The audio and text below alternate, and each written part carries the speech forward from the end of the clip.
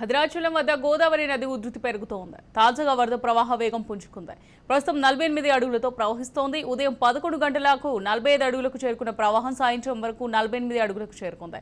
దీంతో అధికారులు రెండవ ప్రమాద హెచ్చరికను జారీ చేశారు.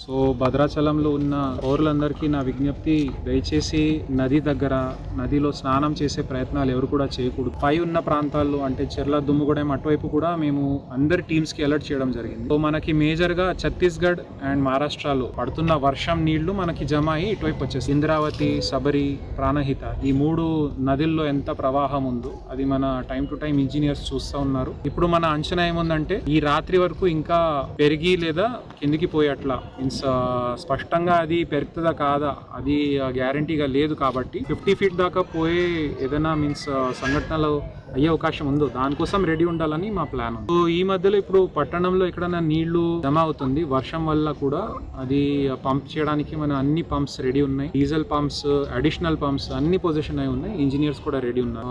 అంశం ఏముందంటే మన వినాయక పండుగ, వినాయక చవితి పండుగ ఇప్పుడు ఈ 10 రోజుల్లో మన దేవుడు విగ్రహానికి ఇప్పుడు అర్పణ చేసేటప్పుడు అతి ఉత్సాహంతో ఎవరన్నా నది లోపలికి పోయారనుకో అది చాలా ప్రమాదకరంగా ఉంది. సో గోదావరి నది దగ్గర దయచేసి ఎవరు కూడా వెళ్ళొద్దు. ఎంత ఈత వచ్చినా కూడా ఈ ఫ్లో ఎక్కువ ఉంటుంది కాబట్టి చాలా ప్రమాదకరంగా ఉంది.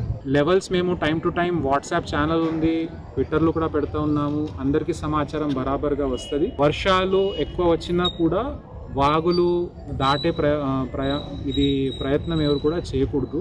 రోడ్స్ ఎక్కడైనా మేము బ్లాక్ చేస్తున్నాము, అది జనాలు దానికి గౌరవించి మళ్ళీ దాటే ప్రయత్నం చేయకూడదు.